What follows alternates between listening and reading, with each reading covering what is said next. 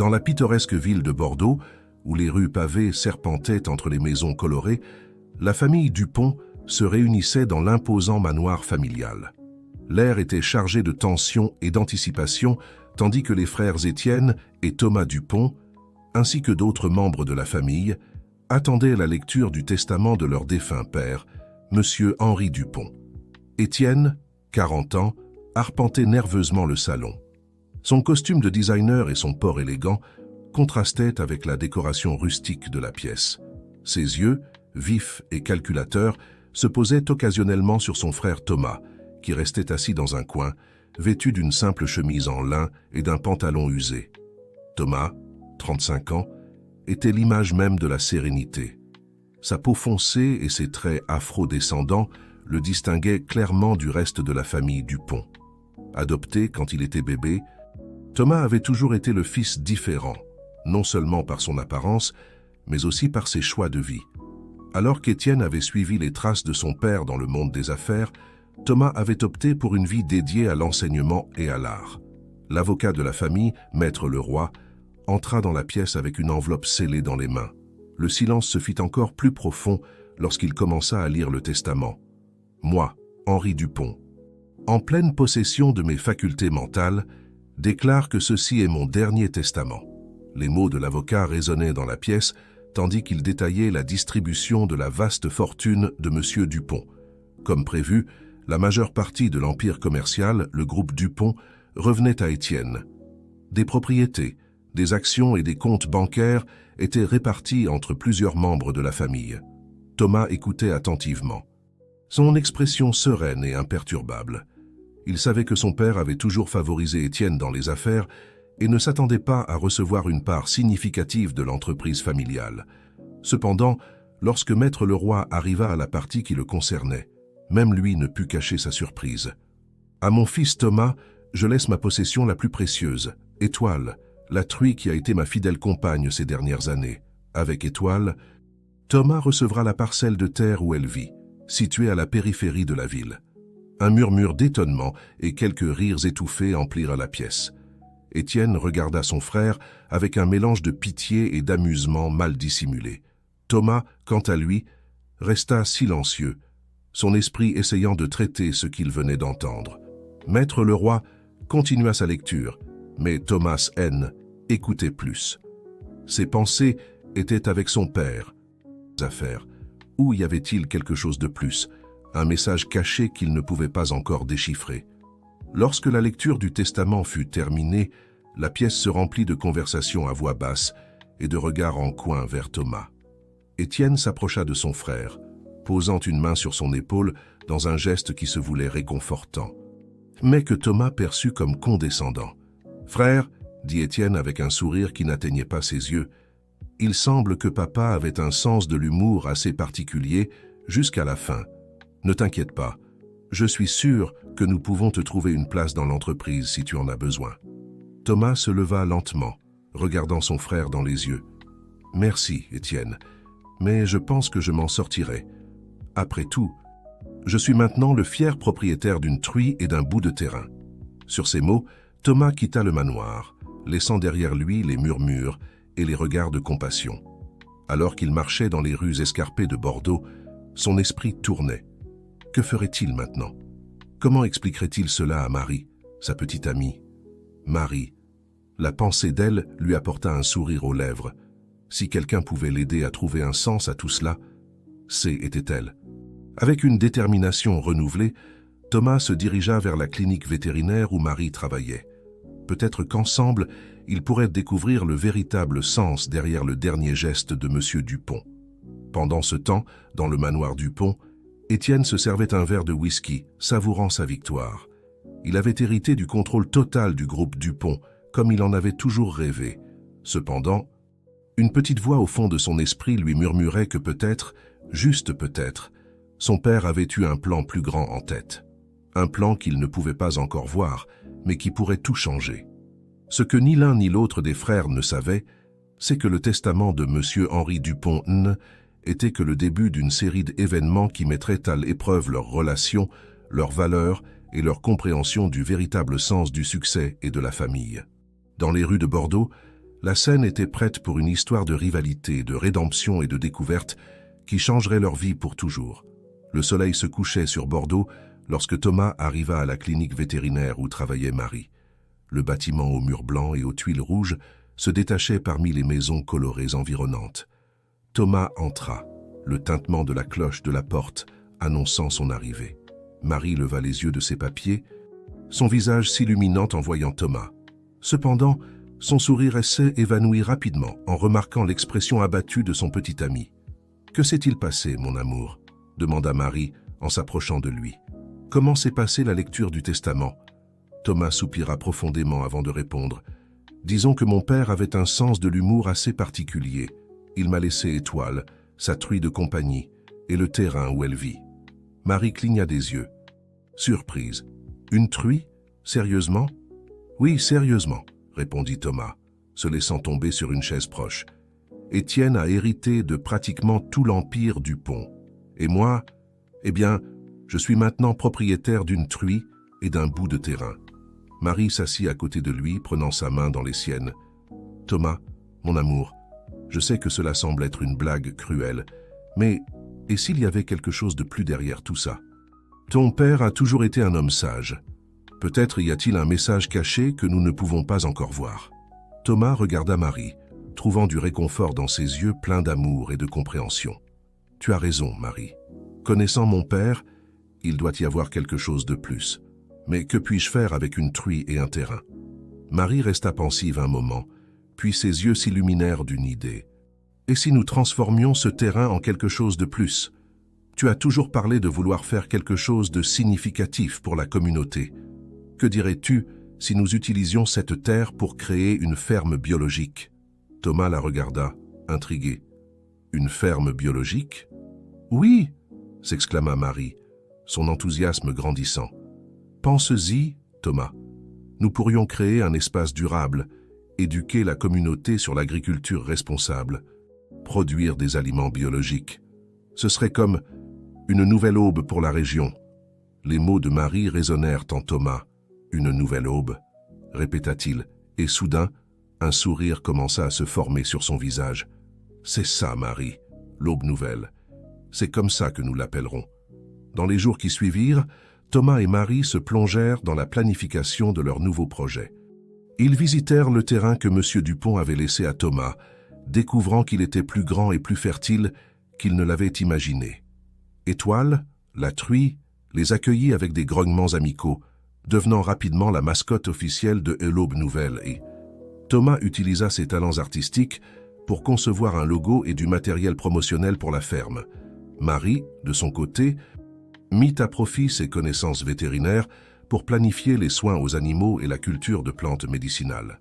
Pendant ce temps, dans les bureaux du groupe Dupont, Étienne observait avec une curiosité croissante les activités de son frère.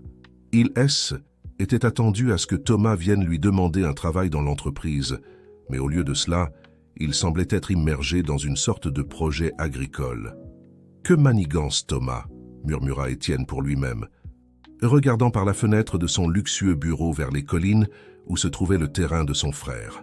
Au fil des semaines, l'Aube Nouvelle commença à prendre forme. Thomas et Marie travaillaient sans relâche, transformant le terrain vague en une oasis de végétation et de vie. Ils recrutèrent des étudiants et des membres de la communauté pour les aider, offrant des cours gratuits sur l'agriculture durable en échange de leur travail. La nouvelle de ce projet innovant commença à se répandre dans Bordeaux. Un jour, alors que Thomas donnait un cours sur le compostage, il remarqua un homme âgé qui prenait des notes avec enthousiasme. Il s'avéra être un journaliste du journal local, fasciné par l'idée d'une ferme biologique éducative. Le lendemain, l'Aube Nouvelle faisait la une du journal. L'article louait l'initiative de Thomas et Marie, soulignant comment ils revitalisaient la communauté et promouvaient des pratiques agricoles durables.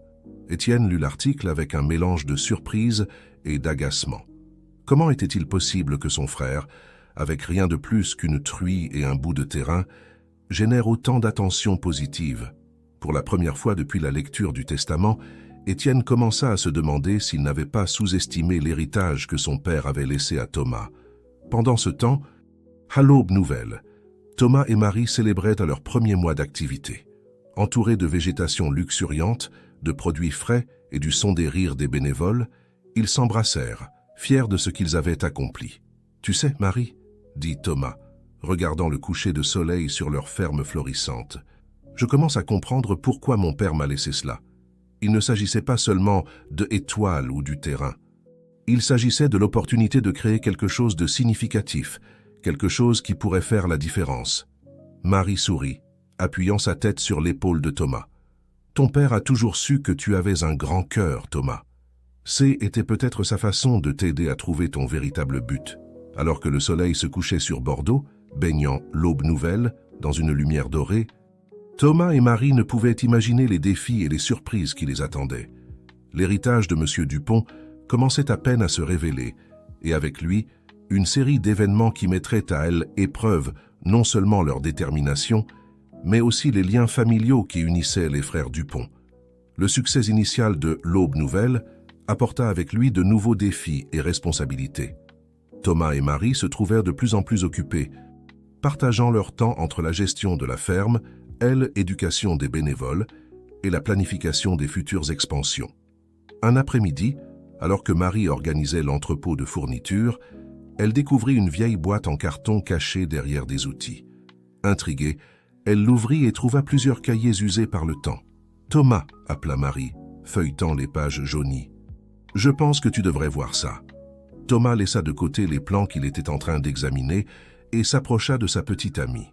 Il prit l'un des cahiers et, en l'ouvrant, reconnut immédiatement l'écriture. « C'est de mon père », dit Thomas, sa voix à peine un murmure. Les cahiers étaient remplis de notes détaillées sur les méthodes d'agriculture durable, des schémas de systèmes d'irrigation efficaces et des réflexions sur l'importance de revitaliser les communautés rurales. Était comme si M. Dupont avait planifié quelque chose de similaire à l'Aube Nouvelle pendant des années. « Je n'arrive pas à y croire », murmura Thomas, tournant les pages avec révérence. « Tout ce temps, je pensais que mon père ne se souciait que des affaires et des profits.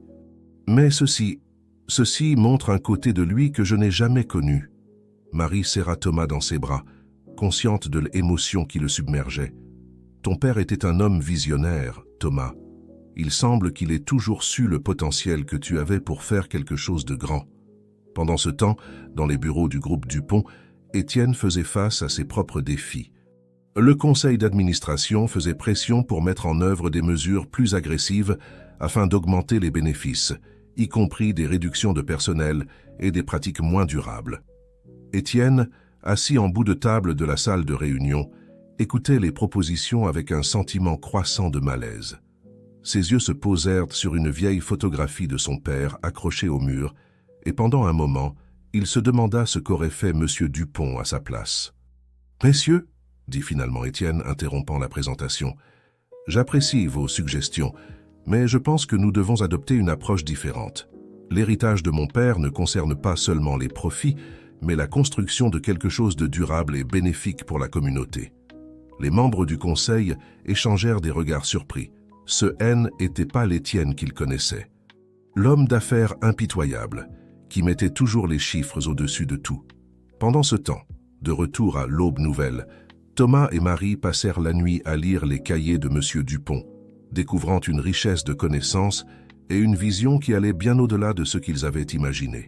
« Regarde ça, Marie », dit Thomas, montrant un passage. « Mon père a écrit sur la création d'un réseau de fermes biologiques dans toute la région, connectant les agriculteurs locaux et créant un système de distribution durable. » Marie hocha la tête, excitée. « C'est incroyable, Thomas. C'est comme si ton père avait laissé une carte pour l'avenir de l'Aube Nouvelle. » Le lendemain matin, alors que Thomas et Marie commençaient à mettre en œuvre certaines des idées de M. Dupont, ils reçurent une visite inattendue. Étienne apparut à l'entrée de la ferme, l'air mal à l'aise et déplacé dans son costume de designer. « Thomas » appela Étienne, s'approchant de son frère avec prudence. « J'ai besoin de te parler. » Thomas regarda son frère avec surprise. « Étienne, que fais-tu ici ?»« J'ai réfléchi, » commença Étienne, ses yeux parcourant la ferme prospère. « Je pense que j'ai peut-être abordé les choses de la mauvaise manière. J'ai vu l'article dans le journal et... Eh bien, je suis impressionné par ce que tu as accompli ici. Thomas écouta attentivement, détectant une sincérité inhabituelle dans la voix de son frère. Étienne continua. « Je me demandais si nous pourrions, tu sais, parler de papa, de l'entreprise, de tout ça. » Il fit un geste englobant la ferme.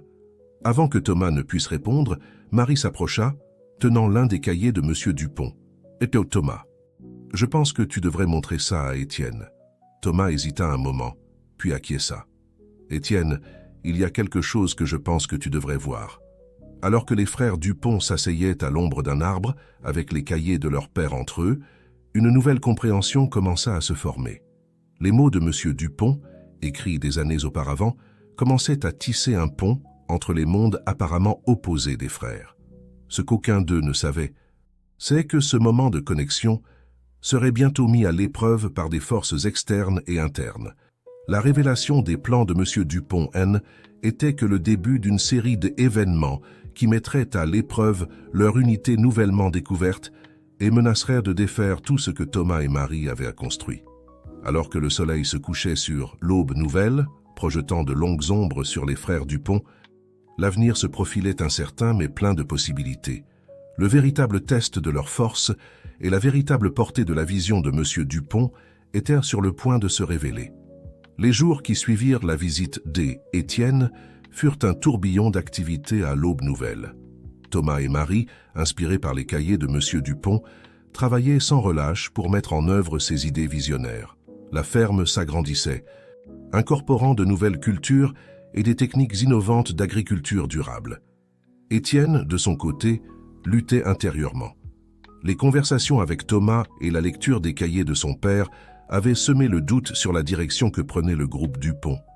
Il se trouvait partagé entre le désir d'honorer la vision de son père et la pression du conseil d'administration pour maintenir le statu quo. Un matin ensoleillé, alors que Thomas supervisait l'installation d'un nouveau système d'irrigation, un véhicule officiel s'arrêta à l'entrée de la ferme. 2 inspecteurs du gouvernement descendirent avec des expressions sérieuses sur leur visage. « Bonjour », dit l'un d'eux, montrant son badge. « Nous sommes ici pour effectuer une inspection non programmée de vos installations. » Thomas, surpris mais gardant son calme, les accueillit. « Bien sûr, allez-y. Je serai ravi de tout vous montrer. » Pendant que les inspecteurs parcourèrent la ferme, Thomas remarqua qu'ils semblaient chercher quelque chose de spécifique. Leurs questions étaient incisives et leurs regards scrutateurs. Marie, qui les avait rejoints pendant la visite, échangea un regard inquiet avec Thomas. À la fin de l'inspection, les fonctionnaires se réunirent en privé avant de s'adresser à Thomas et Marie. « Monsieur Dupont, » commença l'un d'eux d'un ton grave, « nous avons trouvé plusieurs irrégularités dans votre exploitation. Votre système de gestion des déchets n'est pas conforme aux réglementations actuelles et il y a des inquiétudes concernant l'utilisation de l'eau pour vos cultures. » Thomas et Marie restèrent stupéfaits. Ils avaient été méticuleux dans le respect de toutes les réglementations et pratiques durables. « Il doit y avoir une erreur, » protesta Marie. « Nous avons suivi toutes les normes à la lettre. » L'inspecteur secoua la tête. « Je suis désolé, mais nous devrons émettre un ordre de cessation des opérations jusqu'à ce que ces problèmes soient résolus. Vous avez 48 heures pour vous conformer, ou nous serons obligés de fermer la ferme indéfiniment. » Lorsque les inspecteurs furent partis, Thomas et Marie se regardèrent, consternés. « Comment est-ce possible ?» murmura Thomas. « Ah, nous avons été si prudents. » Marie fronça les sourcils, pensive. « Cela n'a aucun sens, Thomas. Tu ne crois pas que c'est une trop grande coïncidence que juste au moment où nous commençons à avoir du succès, cette inspection surprise apparaisse ?» Thomas acquiesça lentement, un soupçon se formant dans son esprit. « Tu crois que quelqu'un pourrait essayer de nous saboter ? Je ne veux pas penser du mal, mais... » Marie hésita avant de continuer. « Cela pourrait-il être Étienne ? Je veux dire, il a les ressources et les connexions. » Thomas passa une main dans ses cheveux, frustré. « Je ne sais pas, Marie. Il semblait sincèrement intéressé par ce que nous faisions ici. Mais tu as raison. Il a les moyens de faire quelque chose comme ça s'il le voulait. » Déterminés à ne pas abandonner sans se battre, Thomas et Marie passèrent les heures suivantes à revoir frénétiquement chaque aspect de la ferme, cherchant tout ce qui aurait pu provoquer les accusations des inspecteurs. Pendant ce temps, dans les bureaux du groupe Dupont, Étienne recevait un appel qui le glaça. « Monsieur Dupont, » dit une voix à l'autre bout de la ligne. L'inspection a été effectuée comme vous l'avez demandé. La ferme de votre frère recevra un ordre de cessation des opérations dans les prochaines 48 heures. Étienne resta sans voix pendant un moment. Je n'ai jamais demandé cela, finit-il par dire. Mais monsieur, répondit la voix confuse, nous avons reçu l'ordre directement de votre bureau. La demande était claire, trouver n'importe quelle irrégularité pour fermer l'Aube Nouvelle. Étienne raccrocha le téléphone, son esprit tournant. Quelqu'un dans son entreprise avait agi dans son dos, utilisant son nom pour attaquer Thomas. La question était qui et pourquoi?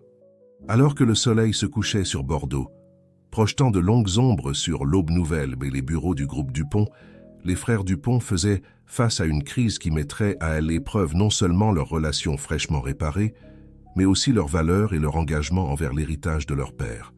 Thomas et Marie, déterminés à sauver leurs rêves, se préparaient à une nuit de travail acharné et de planification stratégique. Étienne, de son côté, s'apprêtait à démêler le mystère derrière le faux ordre, conscient que ses actions dans les prochaines heures pourraient déterminer l'avenir de la famille Dupont et le véritable sens de l'héritage de M. Dupont. Ce qu'aucun d'entre eux ne savait, c'est que cette crise était que le début d'une série d'événements qui ébranleraient les fondements de tout ce qu'ils croyaient savoir sur leur famille, leur entreprise et eux-mêmes. L'horloge tournait, et les décisions qu'ils prendraient dans les 48 prochaines heures changeraient leur vie pour toujours. La nuit tomba sur Bordeaux, mais à l'Aube Nouvelle et dans les bureaux du groupe Dupont, les lumières restaient allumées. Thomas et Marie travaillaient frénétiquement pour résoudre les supposées irrégularités, tandis que Étienne se plongeait dans une enquête interne pour découvrir qui était derrière le sabotage. À la ferme, Thomas examinait méticuleusement chaque document et permis, cherchant la moindre erreur ou incohérence. Marie, quant à elle, inspectait le système de gestion des déchets et l'utilisation de l'eau, certaine qu'il respectait toutes les réglementations. Thomas, appela Marie depuis la remise à outils, « Viens voir ça ». Thomas se précipita vers elle, la trouvant tenant une vieille boîte qui semblait avoir été déplacée récemment. « Regarde », dit Marie, montrant des marques sur le sol. « Quelqu'un est venu ici fouillant dans nos affaires. » Thomas fronça les sourcils. « Tu crois que les inspecteurs ?»« Non, » interrompit Marie. « Cela semble s'être produit avant leur visite. Quelqu'un a fouiné dans la ferme. » Cette révélation les laissa abasourdis. Qui voudrait saboter leur projet? Et pourquoi? Pendant ce temps, dans les bureaux du groupe Dupont, Étienne faisait face à ses propres surprises. Après des heures à examiner des emails et des registres téléphoniques, il découvrit que l'ordre d'inspection avait été demandé par François Moreau, l'un des membres les plus anciens du conseil d'administration et ami proche de son défunt père. Confus et trahi, Étienne convoqua une réunion d'urgence avec François. « Pourquoi, François ?» exigea Étienne, contenant à peine sa colère. « Pourquoi saboter mon frère en utilisant mon nom ?» François, un homme d'une soixantaine d'années aux cheveux argentés et aux yeux astucieux, garda son calme. « Étienne, je l'ai fait pour le bien de l'entreprise. Ton frère et sa ferme représentent une menace pour notre modèle d'affaires. S'ils réussissent, ils pourraient inspirer d'autres à suivre des pratiques plus durables, ce qui affecterait nos marges bénéficiaires. » Étienne resta sans voix pendant un moment, assimilant la froideur avec laquelle François parlait de détruire le rêve de Thomas. « De plus, » continua François, « il y a quelque chose que tu dois savoir à propos du testament de ton père. Il existe une clause cachée. » Avant que François ne puisse terminer, le téléphone d'Étienne sonna. C'était Thomas. « Étienne », la voix de son frère était urgente, « j'ai besoin de ton aide. Quelqu'un a saboté la ferme, et nous avons moins de 24 heures avant qu'on ne nous ferme. » Étienne regarda François, puis le téléphone, et prit une décision. « J'arrive, Thomas. Et je crois savoir qui est derrière tout ça. » Raccrochant le téléphone, Étienne s'adressa à François. « Ce n'est pas terminé, nous en reparlerons à mon retour. » Alors qu'Étienne se précipitait vers l'Aube Nouvelle, Thomas et Marie poursuivaient leur recherche frénétique de preuves. Au milieu de leur enquête, Marie trébucha sur une planche mal fixée dans le sol de la remise. En la soulevant, elle découvrit un compartiment secret contenant d'autres cahiers de M. Dupont. « Thomas !» cria Marie, excitée. « Regarde ce que j'ai trouvé. » Thomas courut vers elle, et ensemble, ils commencèrent à feuilleter les cahiers nouvellement découverts. Ce qu'ils lurent les laissa stupéfaits. M. Dupont avait anticipé les défis auxquels il serait confronté et avait laissé des instructions détaillées sur la façon de les surmonter. À ce moment-là, Étienne arriva à la ferme. Voyant Thomas et Marie absorbés dans leur lecture, il s'approcha avec prudence. « Thomas, commença-t-il, il y a quelque chose que tu dois savoir. François Moreau est derrière le sabotage. Et il y a une clause cachée dans le testament de papa. » Thomas leva les yeux, surpris par la révélation de son frère et par sa présence. « Étienne, nous avons aussi découvert quelque chose. Papa, il avait tout prévu. » Les trois s'assirent, partageant leur découverte. Les cahiers révélèrent que M. Dupont avait prévu la rivalité entre ses fils et avait conçu un plan élaboré pour les réunir. La ferme et le groupe Dupont étaient destinés à travailler ensemble, combinant des pratiques commerciales innovantes avec une agriculture durable. « La clause cachée, » expliqua Étienne, stipule que si l'un de nous démontre un succès exceptionnel en 2 ans, la distribution de l'héritage pourrait être réévaluée. Mais maintenant, je vois que papa voulait que nous réussissions ensemble. Thomas acquiesça, ému. Ces cahiers contiennent des plans détaillés pour développer l'Aube Nouvelle et transformer le groupe Dupont en une entreprise véritablement durable et éthique. Marie, qui avait écouté attentivement, intervint. Mais nous devons encore faire face à l'inspection et à François. Comment allons-nous résoudre cela en moins de 24 heures? Les frères Dupont se regardèrent, une nouvelle détermination brillant dans leurs yeux. Ensemble, dit Étienne. Nous allons résoudre cela ensemble, comme papa le voulait. Alors que l'aube approchait, les trois se plongèrent dans la tâche de déchiffrer les plans de M. Dupont et de trouver une solution à la crise immédiate. Ce qu'ils ignoraient, c'est que leurs actions dans les prochaines heures ne sauveraient pas seulement l'Aube Nouvelle, mais déclencheraient aussi une série d'événements qui transformeraient le paysage entrepreneurial et agricole de Bordeaux. L'héritage de M. Dupont était sur le point de s'épanouir d'une manière qu'aucun d'entre eux n'avait imaginée, et le véritable test de sa vision ne faisait que commencer. L'aube trouva Thomas, Étienne et Marie travaillant sans relâche. Les heures passaient rapidement, tandis qu'ils déchiffraient les plans détaillés de M. Dupont et cherchaient une solution à la crise imminente. « Regardez ça, » dit Thomas, pointant un passage dans l'un des cahiers. Et papa a anticipé d'éventuels problèmes juridiques. Il a laissé des instructions pour contacter une avocate environnementale, maître Sophie Leclerc. Étienne hocha la tête, se souvenant du nom. « Je la connais. Elle a été une critique vocale de certaines pratiques du groupe Dupont. Je n'ai jamais compris pourquoi papa insistait pour maintenir une relation cordiale avec elle. Maintenant, nous le savons, sourit Marie. Votre père était un véritable visionnaire. » Sans perdre de temps, Étienne passa l'appel. À sa surprise, maître Leclerc était au courant de la situation et attendait leur contact. « Monsieur Dupont m'a mise au courant il y a des années, » expliqua-t-elle. « J'ai surveillé l'Aube Nouvelle depuis ses débuts. J'ai toute la documentation nécessaire pour prouver que vous opérez dans le cadre de la loi. En fait, vos pratiques dépassent les normes requises. » Avec maître Leclerc de leur côté, elle et Kip se sentit revigorée. Pendant qu'elle préparait la défense juridique, Thomas et Marie se concentrèrent sur l'organisation de la communauté. En quelques heures, des bénévoles, des étudiants et des agriculteurs locaux se rassemblèrent à l'Aube Nouvelle, prêts à témoigner de l'impact positif de la ferme. Étienne, de son côté, retourna dans les bureaux du groupe Dupont pour affronter François Moreau et le reste du conseil d'administration. « Messieurs, » commença Étienne d'une voix ferme qui surprit tous les présents, « j'ai découvert le véritable héritage de mon père, et ce n'est pas ce que nous avons fait ici. » Au fur et à mesure qu'Étienne révélait les plans de M. Dupont pour une entreprise plus éthique et durable, les réactions dans la salle variaient de l'incrédulité à l'enthousiasme. François Moreau, cependant, restait imperturbable. « C'est de la folie, Étienne, » intervint François. « Tu vas ruiner tout ce que ton père a construit. »« Non, François, » répondit Étienne calmement. « Je réalise la véritable vision de mon père, et j'ai des preuves de ton sabotage. Tu as 2 options. Soutenir cette nouvelle direction ou présenter ta démission. » Pendant que le conseil d'administration s'enfonçait dans un débat houleux, le temps continuait de se écouler. À l'Aube Nouvelle, Thomas et Marie reçurent un appel inattendu. « Je suis Pierre Durand, du journal local, » dit la voix à l'autre bout du fil. « J'ai entendu des rumeurs sur ce qui se passe. Aimeriez-vous donner votre version de l'histoire ?» Thomas regarda Marie, qui acquiesça avec enthousiasme. « Oui, monsieur Durand. En fait, nous avons une histoire beaucoup plus grande à partager. » Dans les heures qui suivirent, le journaliste écouta. Stupéfait, Thomas et Marie révélaient la vision de monsieur Dupont, le sabotage et la transformation qu'ils étaient sur le point d'entreprendre. Pierre, reconnaissant l'importance de l'histoire, promit de la publier dans L édition du soir. Lorsque les inspecteurs revinrent à l'Aube Nouvelle, ils trouvèrent une scène à laquelle ils ne s'attendaient pas. Des centaines de personnes de la communauté étaient rassemblées, tenant des pancartes de soutien.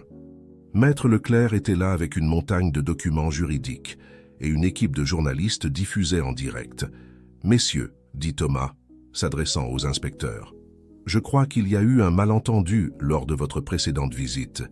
Permettez-moi de vous montrer comment l'Aube Nouvelle non seulement respecte, mais dépasse toutes les réglementations environnementales. » Pendant que Thomas guidait les inspecteurs à travers la ferme, Étienne arriva avec des nouvelles de son propre triomphe. « Le conseil a accepté la nouvelle direction, » annonça-t-il, avec un mélange de soulagement et d'excitation. « François a démissionné et nous sommes prêts à mettre en œuvre les plans de papa. » Marie, qui avait coordonné les bénévoles, les rejoignit avec un sourire radieux.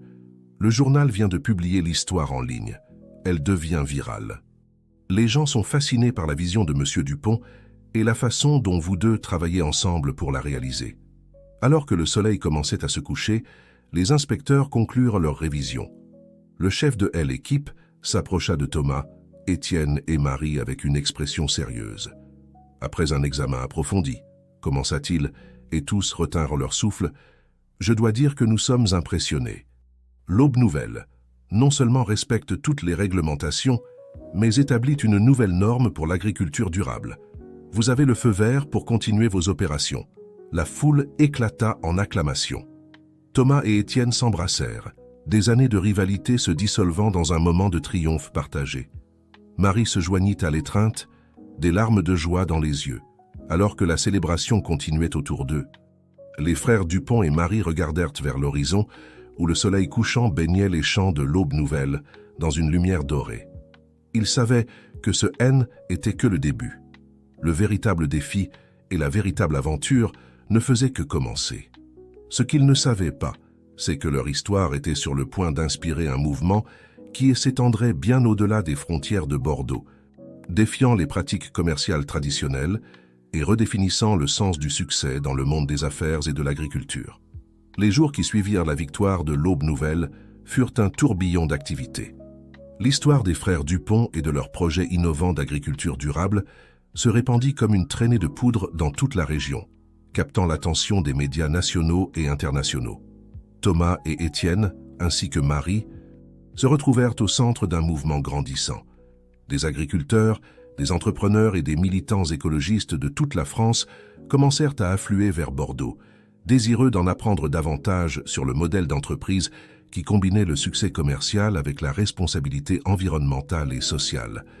Un matin, alors que les trois prenaient leur petit déjeuner sur la terrasse de la ferme, discutant des plans pour la journée, ils reçurent un appel inattendu. « Bonjour », dit une voix à l'autre bout du fil. « Je suis Claire Dubois, du ministère de l'Agriculture.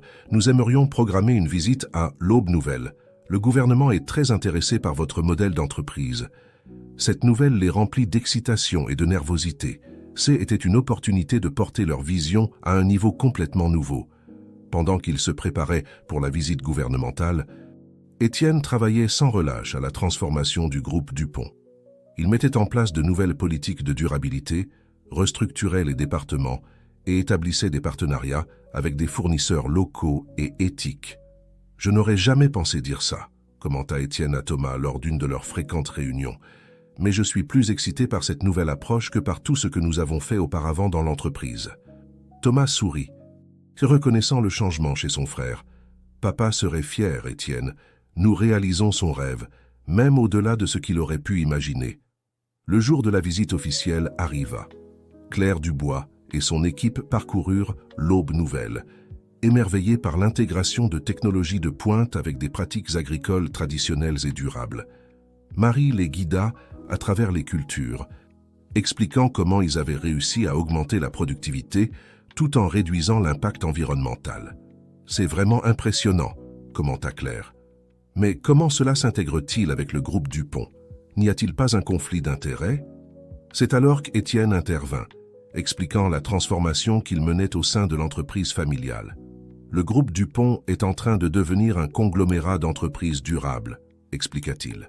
Nous utilisons notre influence sur le marché pour promouvoir des pratiques éthiques et écologiquement responsables dans toute notre chaîne d'approvisionnement.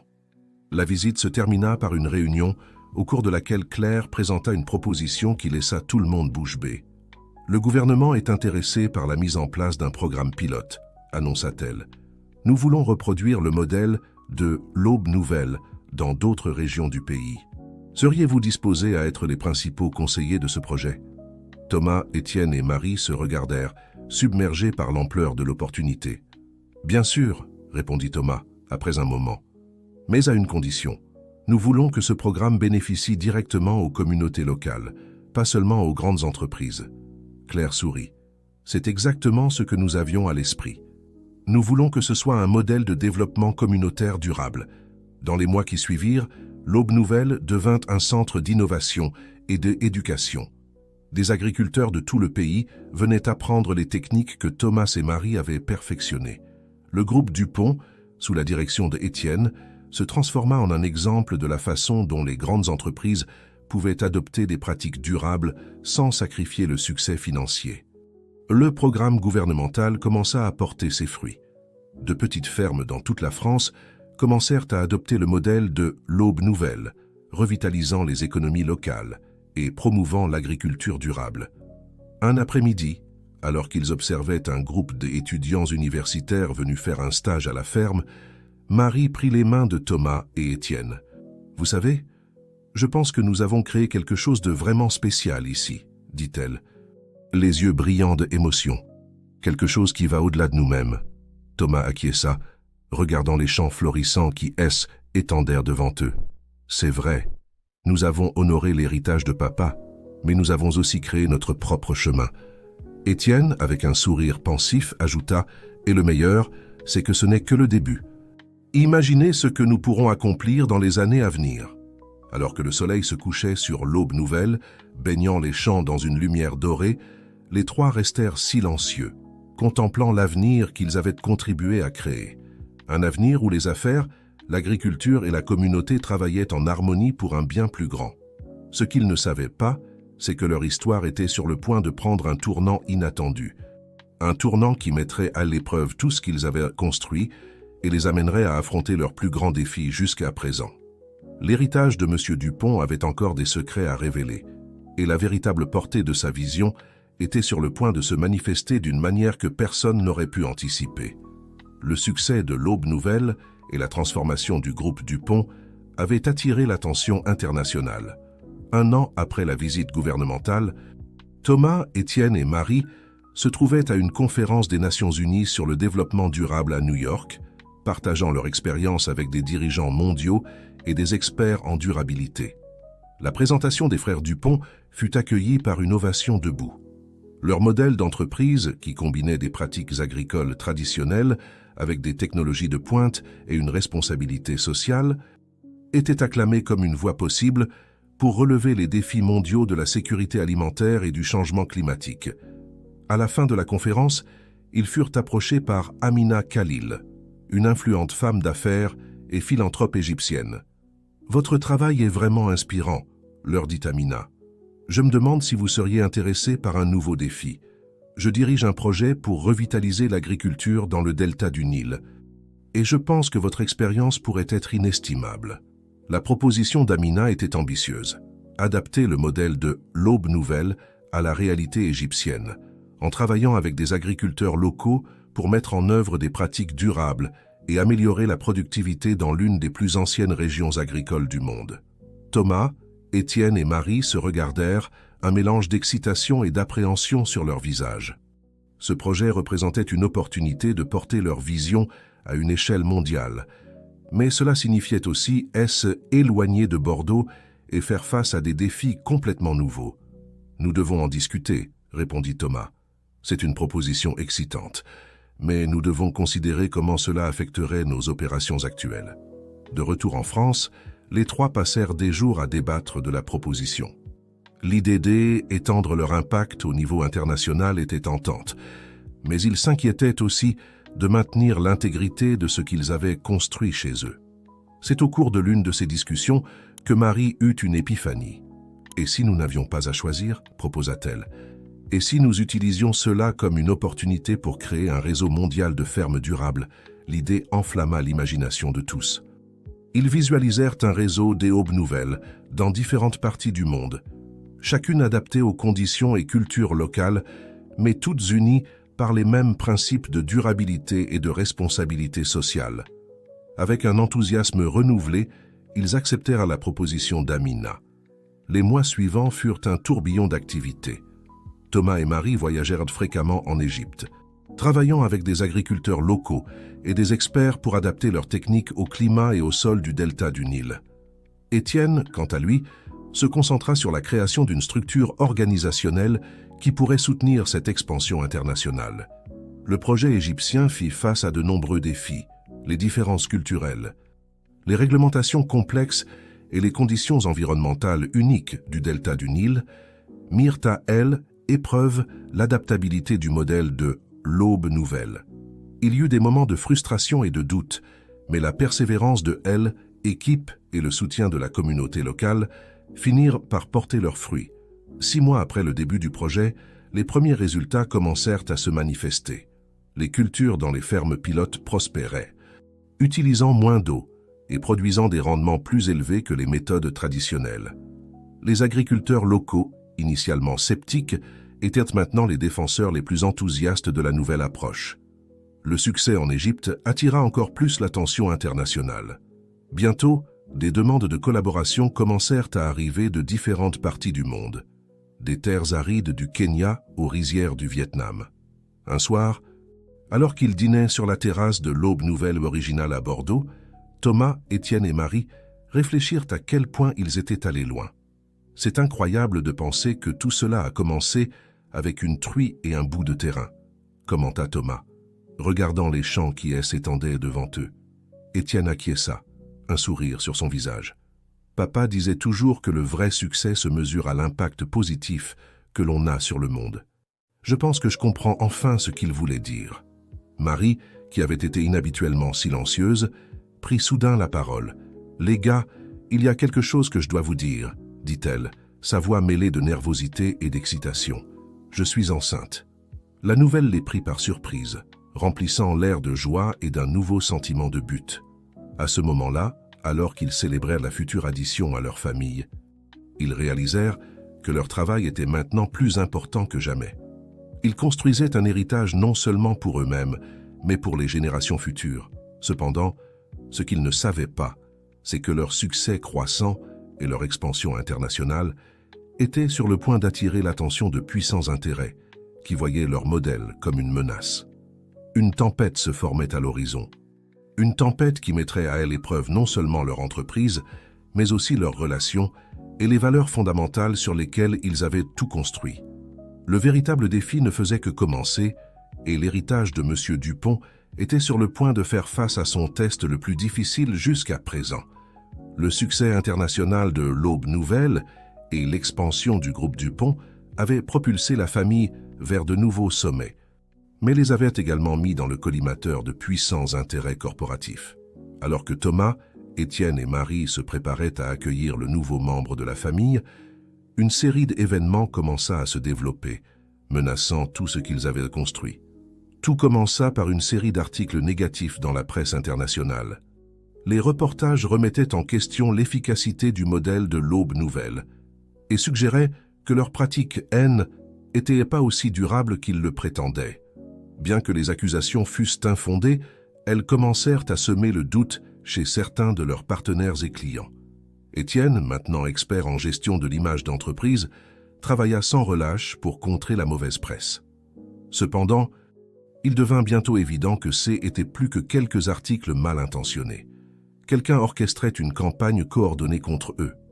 La situation s'aggrava lorsque certains de leurs projets internationaux commencèrent à rencontrer des obstacles inattendus. En Égypte, ils se heurtèrent soudainement à de nouvelles réglementations qui rendaient leur exploitation difficile. Au Kenya, un mystérieux concurrent apparut de nulle part, offrant des technologies similaires à des prix impossiblement bas. Thomas, qui avait supervisé les opérations internationales, revint en avion à Bordeaux pour une réunion d'urgence avec Étienne et Marie. « Ce n'est pas une coïncidence », dit Thomas, son visage montrant la fatigue de semaines de lutte. « Quelqu'un essaie activement de nous saboter. » Étienne acquiesça, son expression grave. « J'ai mené mon enquête. Il semble que plusieurs sociétés agro-industrielles se soient unies en un consortium.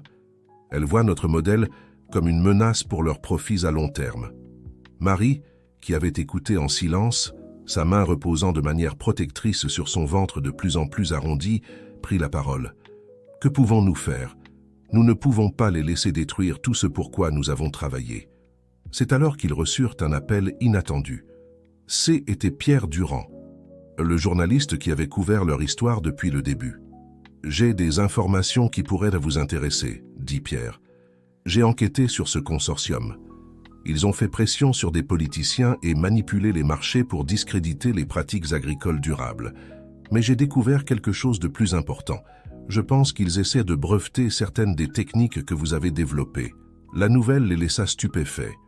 Si le consortium parvenait à breveter leurs techniques, ils pourraient effectivement mettre fin à l'Aube Nouvelle et à tous leurs projets associés. « Nous devons agir rapidement, » dit Étienne, son esprit travaillant déjà sur des stratégies. « Nous devons protéger notre propriété intellectuelle et exposer ce que fait ce consortium. » Thomas acquiesça, une nouvelle détermination dans ses yeux. « Nous devons aussi mobiliser nos alliés, les agriculteurs, les communautés, les gouvernements qui ont vu les bénéfices de notre travail.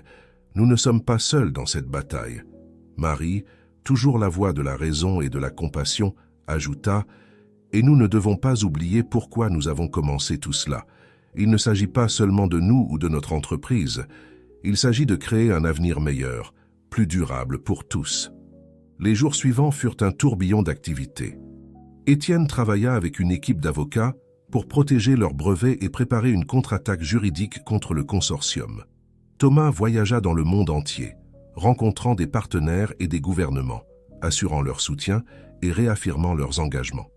Marie, bien que limitée dans ses déplacements en raison de sa grossesse, devint le centre de communication, coordonnant leurs efforts et maintenant l'esprit de l'Aube Nouvelle vivant à Bordeaux.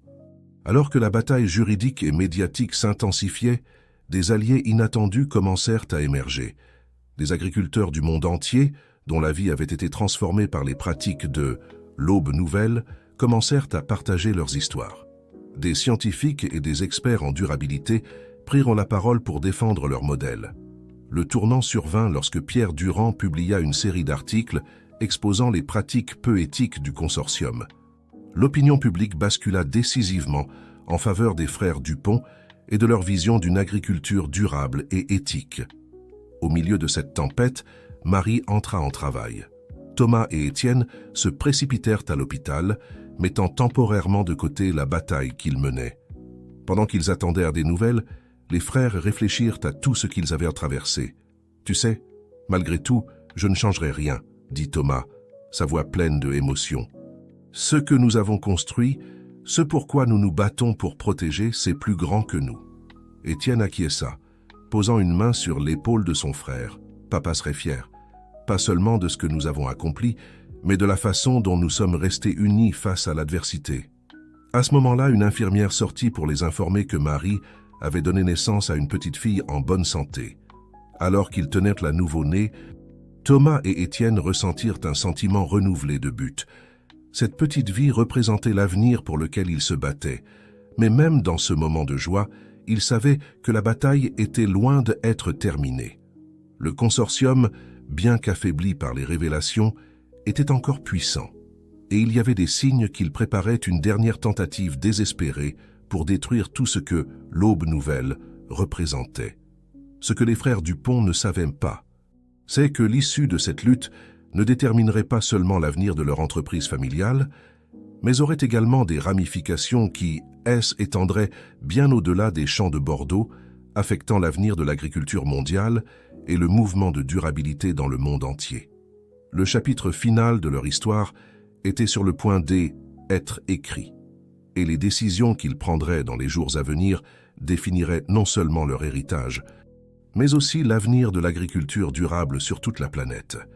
Les jours qui suivirent la naissance de la fille de Thomas et Marie furent un tourbillon d'émotions et d'activités. Pendant que la petite Espérance, comme ils décidèrent de l'appeler, dormait paisiblement dans son berceau, ses parents et son oncle Étienne se préparaient à la bataille finale contre le consortium qui menaçait tout ce qu'ils avaient construit. Le consortium, désespéré par le tournant des événements, lança son offensive finale. Ils intentèrent un procès massif contre l'Aube Nouvelle et le groupe Dupont, alléguant des violations de brevets et des pratiques commerciales déloyales. En même temps, ils intensifièrent leur campagne de désinformation, inondant les médias d'histoires fausses sur les supposés dangers des pratiques agricoles durables. Thomas, Étienne et Marie savaient que était l'épreuve ultime. L'avenir de leur entreprise n'était pas le seul enjeu, mais aussi le mouvement mondial d'agriculture durable qu'ils avaient inspiré.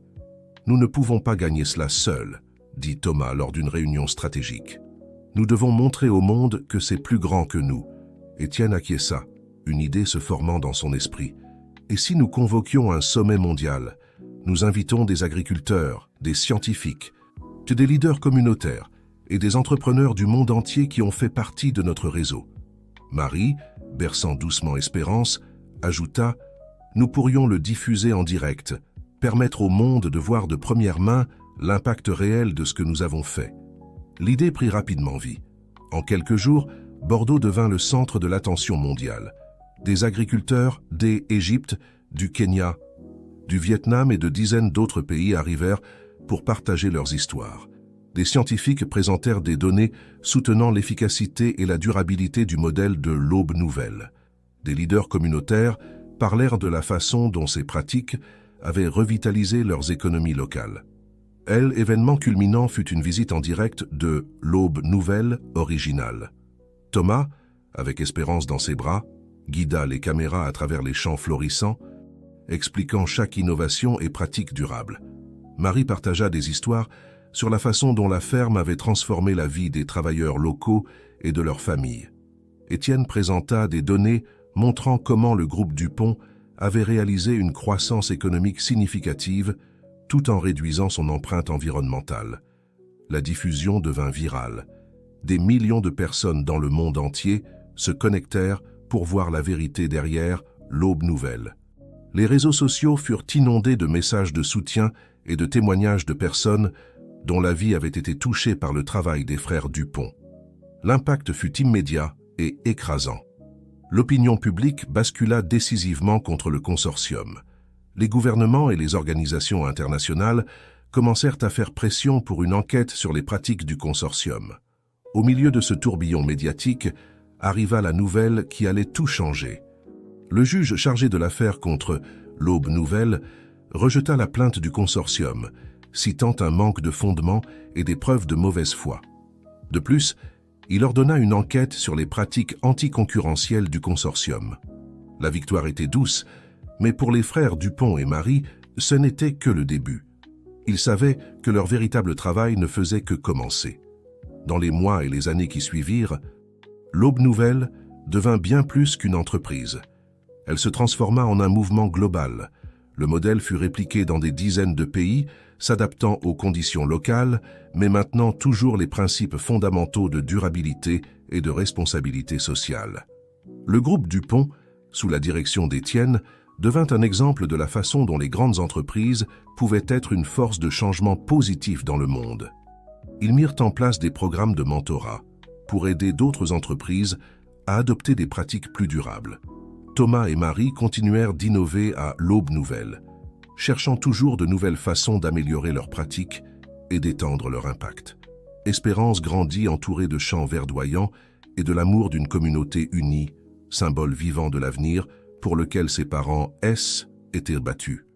10 ans après la naissance d'Espérance, la famille Dupont se réunit sur la terrasse de la maison originale de l'Aube Nouvelle. Le soleil se couchait sur les champs, baignant tout d'une lumière dorée. Thomas, Marie et Étienne observaient Espérance jouer avec ses cousins dans le jardin. « Vous savez, je pense que je comprends enfin ce que papa voulait dire, » dit Thomas. sa voix pleine d'émotion. « Que veux-tu dire » demanda Étienne. « Quand il nous a laissé cet héritage si étrange, » expliqua Thomas. Il ne s'agissait pas seulement de la terre ou des étoiles, il s'agissait de nous donner l'opportunité de découvrir notre vrai potentiel, de nous unir pour quelque chose de plus grand que nous-mêmes. Marie sourit, prenant la main de son mari. Et regardez ce que nous avons accompli ensemble. Nous avons changé le monde, un champ à la fois. Étienne acquiesça, son regard se perdant à l'horizon. Et le meilleur, c'est que ce n'est que le début. Imaginez ce que la prochaine génération pourra accomplir. Alors que le soleil disparaissait à l'horizon, les trois levèrent leur verre pour un toast silencieux. À Monsieur Dupont, dont la vision avait rendu tout cela possible. À Étoile, la truie qui avait été le catalyseur de leur incroyable voyage. Et à l'avenir, un avenir plus brillant et plus durable qu'ils aidaient à créer une nouvelle aube pour le monde entier. Dans les champs de Bordeaux, là où tout avait commencé, les premières étoiles commençaient à briller dans le ciel nocturne, et avec elles, la promesse d'un lendemain plein de possibilités, d'espoir et d'un héritage qui fleurirait pour les générations à venir.